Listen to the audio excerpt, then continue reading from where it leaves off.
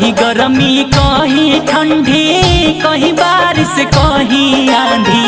कहीं गर्मी कहीं ठंडी, कहीं बारिश कहीं आंधी। दिल बानी मौत मुँह में ढाह हो, चारों ओर भइल बाटा बाह हो।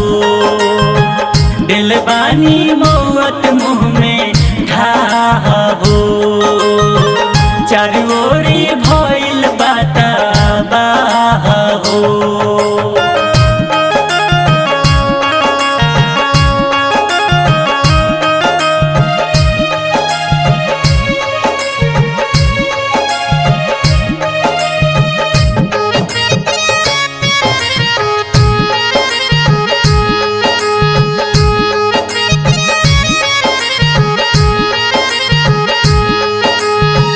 गर्मी से पानी सूखल, बरखा से घर में ढुकल। आंधी से कोई घर बेघर हो।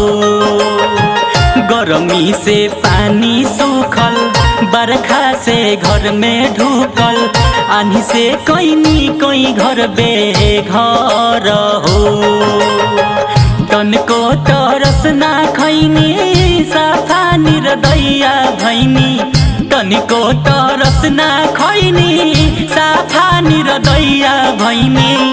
दिल बानी मौत मुँह में ढाह हो, चारों ओर भइल बाटा बाह हो। दिल बानी मौत मुँह में ढाह हो, चारों ओर भइल बाटा बाह हो।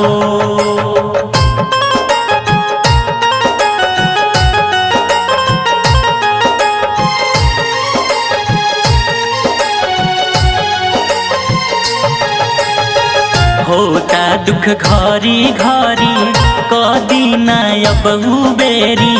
निकालता निकथी के निगार हो। होता दुख घरी घरी, कदी ना अब बेरी। निकालता निकथी के निगार हो।